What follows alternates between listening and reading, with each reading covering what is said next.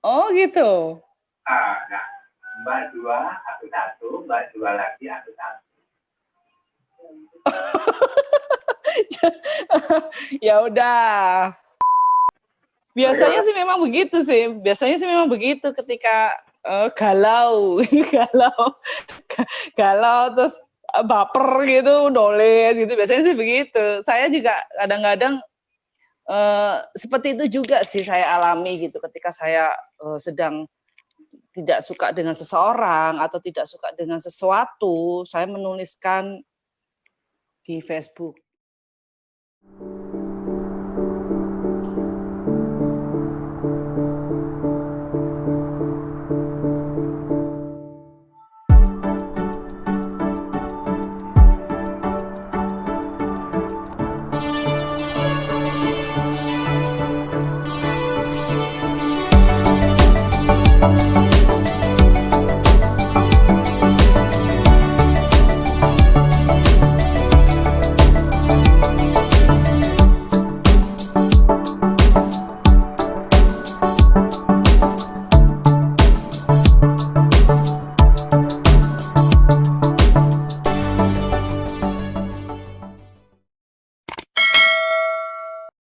Oke, ketemu lagi dengan saya Erik Cacing, masih di channel Joko Suro.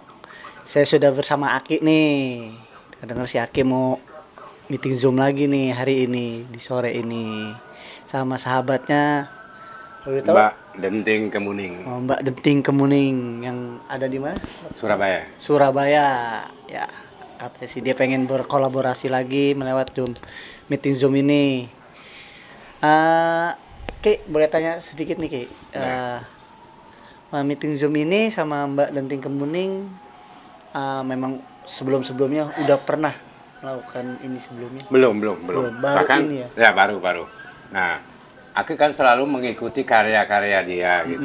Oh, Nah, karya-karyanya bagus-bagus dan dia aktif juga di Facebook ya. Terus ada masukan juga dari sahabat satunya, Mas iya. Bambang. Dia Oh, kasih masukan tentang oke, beliau tentang ini. Ya. channel Joko Soro ini ya. Oke deh. Oke teman-teman, udah nggak sabar nih kita dengerin kolaborasinya Aki dan sahabatnya Mbak Denting Denting Kemuning. Kemuning ya. Kayaknya keren banget nih. Langsung aja deh teman-teman, kita tonton. Cekidot. Apa kabar Bu Mbak? Baik-baik saja, Mas. Alhamdulillah. Mudah-mudahan kolaborasi kita belum Pak. Ya enggak, kita ngobrol dulu nanti. Mudah-mudahan Amin. ini membawa dampak yang positif. Amin. Belum Ya. untuk kita itu kan memasyarakatkan puisi, mempuisikan masyarakat. Jadi Mbak Denting ini sebagai objek buat aku. Jadi aku mau gali. Aku grogi aku. Pokoknya cair aja lah cair ya.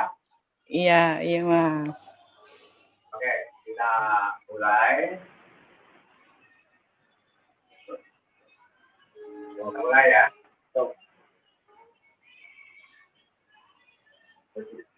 Kamera, roll, action.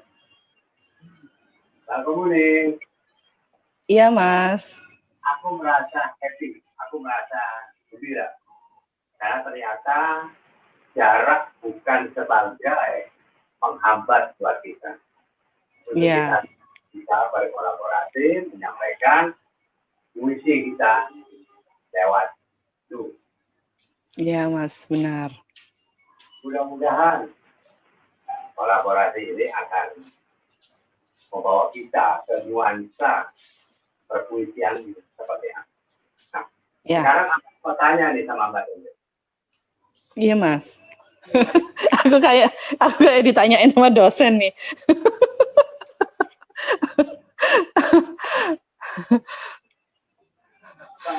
Mulai suka dengan puisi itu mulai kapan? Sejak lahir? Mungkin sejak SMA ya Mas ya. Saya suka semua puisi itu sejak SMA. Dan otodidak saya dalam arti ya mengalir aja gitu, menulis apa aja yang bisa ditulis ya ditulis saja. Dulu waktu SMA sih seperti itu sih. Diari, pada mulanya itu diari dulu tuh. Buku harian. Suka menulis di buku harian. Itu awalnya tuh. Terus sampai sekarang ya? Iya, sampai sekarang. Sampai sekarang terus aktif.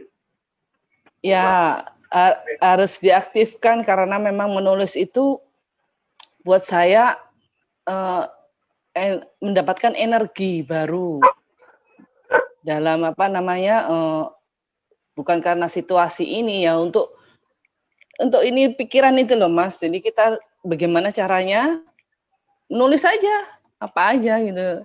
Terutama setelah ada Facebook rame ini ya Mas ya. Jadinya makin tersalurkan lah menulisnya, ide-idenya tuh apa aja gitu. Nah, di saat pandemi seperti ini, ada nggak perbedaannya antara suasananya kok galau banget ini menghadapi pandemi seperti ini, mulai dari diam di rumah, terus tidak ada aktivitas, terus harga-harga melambung. Nah, gimana dampak dari pandemi dengan karya puisi yang sedang kamu? Ya, dengan adanya pandemi ini sih memang banyak sekali ya inspirasi-inspirasi yang didapat gitu, terutama akan kesusahan ya. Karena dengan kesusahan itu lebih gampang ditulisnya daripada dibahagia sih menurut saya loh ya. Karena kalau bahagia itu ya wes puisinya ya udah begitu aja gitu. Tapi kalau susah itu kita mengalami kesusahan tuh puisi kita itu lebay gitu Mas. Jadi makin menambah imajinasi sih kalau menurut saya ya gitu loh. Makin banyak masukan-masukan kita untuk menulis begitu. Berarti ada sisi baik dan ada sisi tidak baiknya ya. Iya, benar. Ternyata dengan pandemi ini membangkitkan daerah kita dengan lain. Seperti kalau sekarang kan lagi musim pohon juga ya. Pohon melambung. Nah, dulu kan sama sekali tidak. Yang mungkin contohnya. Jadi bukan semata-mata pandemi ini menjadikan pandemi. Iya, benar. Di sisi lain ada hikmah. Sampai dulu betul kita bisa peroleh dari sana. Oke, aku setuju. Nah, berapa banyak puisi yang sudah buat selama ini? Kira-kira. Berapa banyak ya? Ya, selama saya berFacebook, Mas. Selama saya berFacebook, saya puisi. Kenapa, Mas? Berarti sudah tidak terhitung ya? Iya, ada yang di buku, ada yang ya kalau ikut antologi juga ikut gitu. Ya banyak Mas. Tapi puisinya ya begitu-begitu aja sih. Menurut saya sih nggak begitu yang gimana gitu sih kalau menurut saya ya. Untuk meningkat waktu ya Mbak. Boleh iya Mas. Aku langsung dengar puisi. Iya. Boleh. Boleh Mas, boleh. Ini puisi ini saya tulis ketika saya melihat pohon terembesi yang di depan rumah itu ditebang. Jadi pohon terembesi ini ada ketika saya tuh masih kecil. Saya masih kecil tuh pohon terembesi itu sudah tinggi banget gitu loh. Jadi sekarang saya udah hampir setengah abad.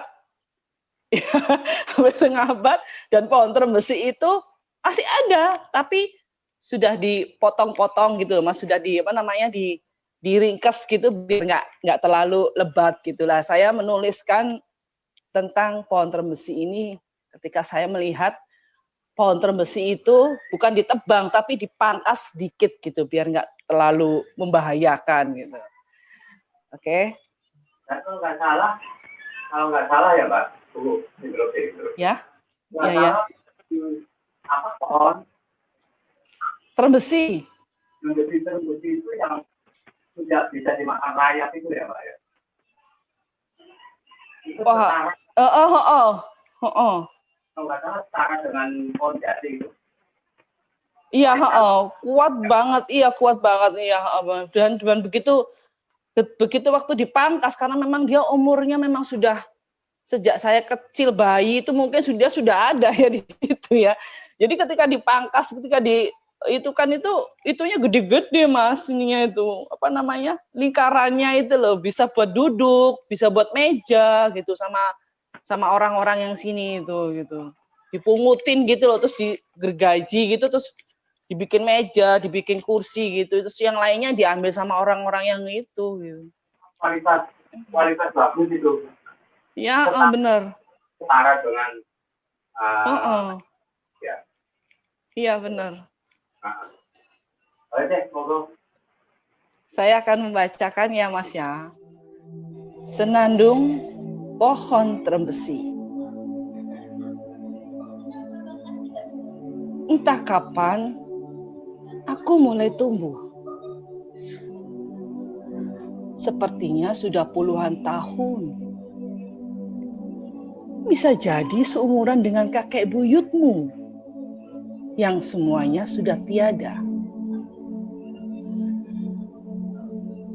Sepi sendiri kulewati. Daun-daun kering yang terbawa angin membuat rantinku tak indah. Hujan yang lama tak turun makin membuatku lemah. Dulu tubuhku yang kuat dengan daun rindang bisa membuat jiwa-jiwa merasa nyaman. Dalam teriknya panas kupayungi mereka dan tiupan angin menyejukkan dari sengatan panas.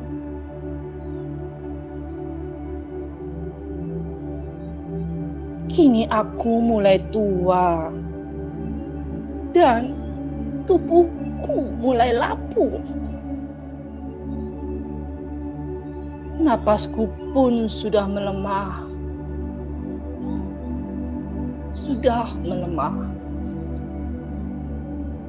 Dengar.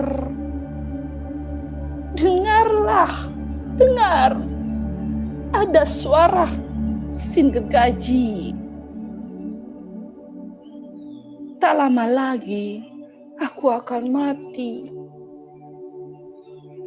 Dan aku akan beralih fungsi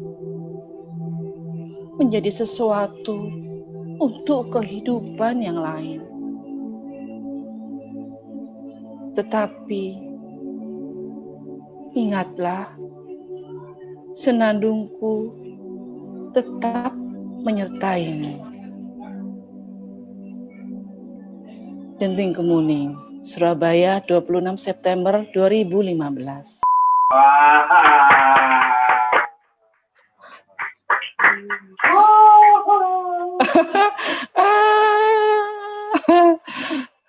Aku terhanyut ya, Mbak.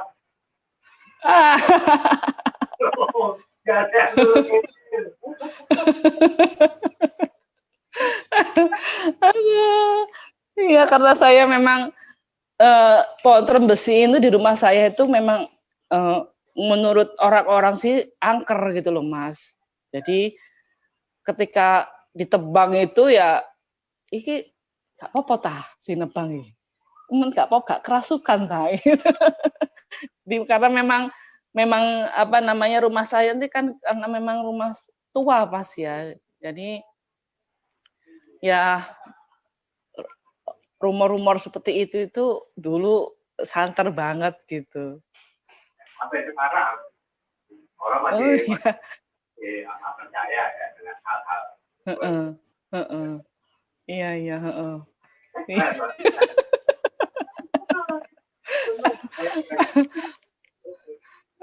Terima kasih.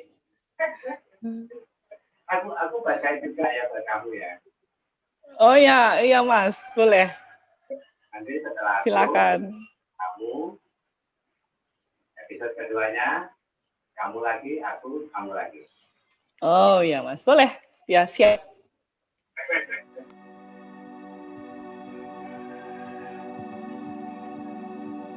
Warnamu abu-abu. Permainan sudah dimulai. Penonton dan pecundang membaur desak-desakan dari tempat strategi. Agar terlihat jelas siapa pemandunya. Si pembual akan merangkap. Kata-kata manis merayu terlontar bak air mengalir begitu lancar.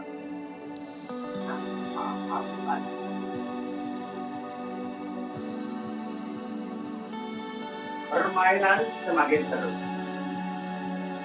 Lawan jenis terkapar, mau kepayang, bukan sebab cari hutang. Tapi mulai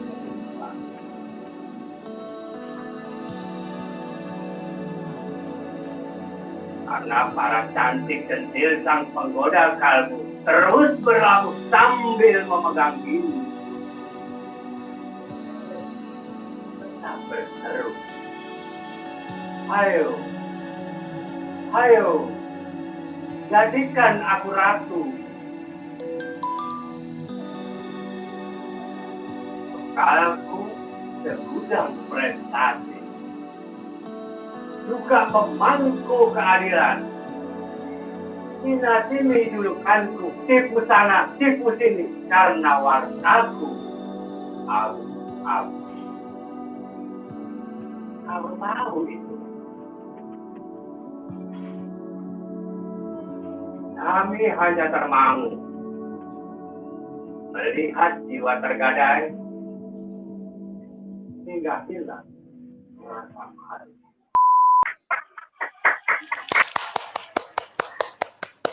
Bacanya juga oke. Suaranya mantap. Dengan lebih oke.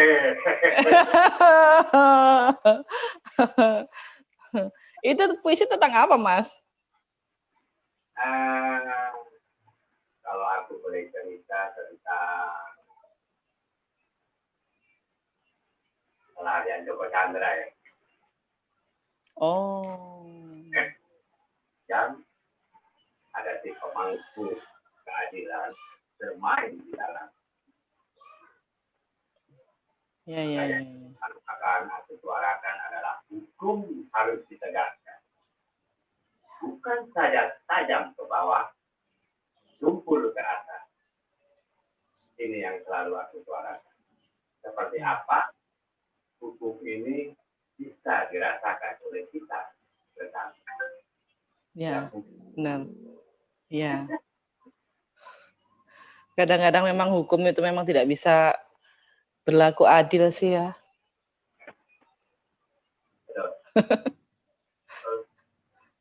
Ya, satu contoh gini ya. Kalau kita boleh merenung ya, sejenak saja. Seperti apa nasib orang komunis, seperti Niki Tukul, seperti W. Rendra, yang tidak lewat proses itu. Ini menjadi suatu pembelajaran buat kita bahwa kita akan hilangkan itu semua. Kita akan bangkit dengan suatu kemerdekaan. Ialah hukum yang tegak. Karena tajamnya pena para pujangga sebagai pilar negara. Ya, benar. Tapi eh, memang puisi-puisi tentang pemberontakan memang bisa membuat kalang kabut ya Mas ya, kadang-kadang ya, membuat takut penguasa. Oh iya. Sekarang aku minta dengan bacakan satu puisi lagi. Nanti kita Puisinya Pak Bambang ya Mas ya. Apa ya? ngomong-ngomong. Ya. Apa asal gimana? Pada saat kamu membacakan puisinya Mas Bambang, kamu tetap sebutkan bahwa karya Bambang. Oh ya, ya selalu saya. Oke. Ya. Saya sudah minta izin kok Pak Bambang. Ya udah nggak Pak. Pencegahan korupsi.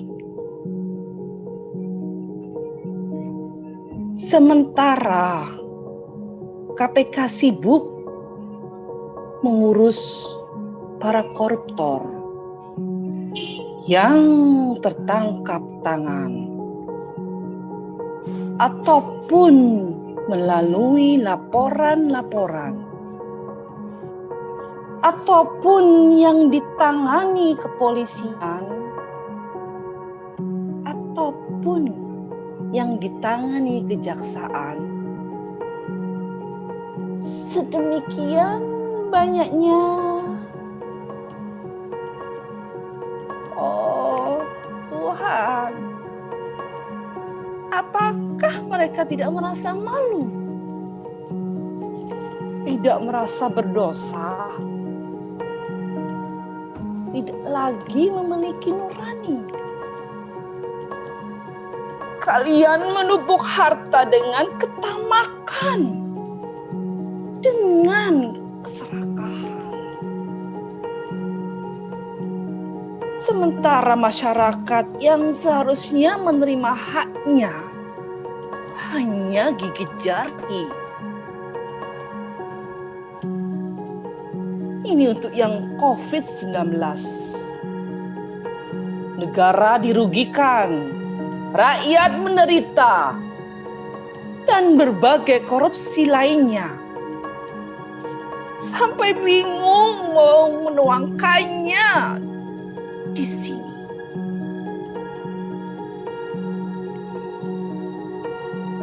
Nah, kini untuk yang ingin menjadi koruptor, berpikirlah berulang-ulang.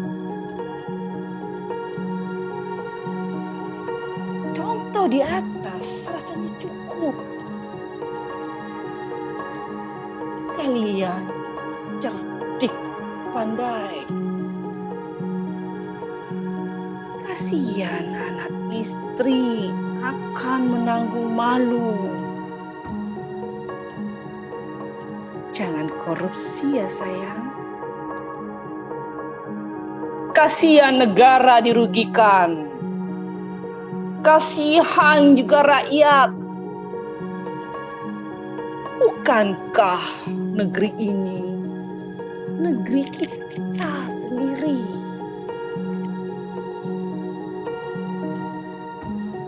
Puisi ini lemah lembut, meminta untuk sadar. Tetapi bila kalian tetap nekat, puisi tidak sungkan-sungkan menusukkan puisi tajam jantung.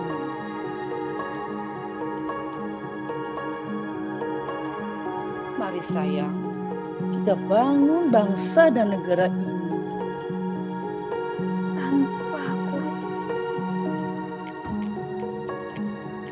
Biar bunga-bunga mekaran dalam damai dan sejahtera. Cikarang 7 Desember 2020 oleh Bambang Kustejo Sudarjo. Terima kasih.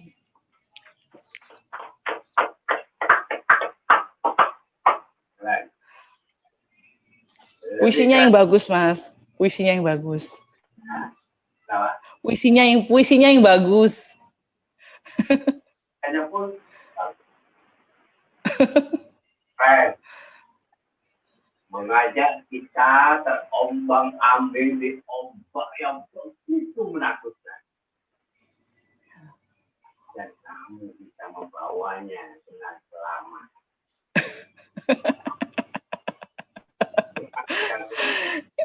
Luar biasa. Nanti aku bilang dan aku akan cerita sama Mas Rama. Akan guru dalam membaca puisi.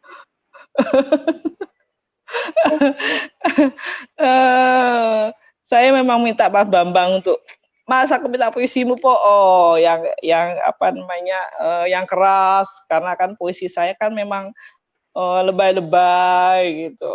Ya udah, saya dikasih satu ini untuk saya apa namanya untuk saya bawakan tentang korupsi. Saya sendiri bisa membawakannya dengan ekspresi yang luar biasa. Betul-betul bisa menghayati isi puisi itu sendiri. Keren banget. Suka. Terima kasih.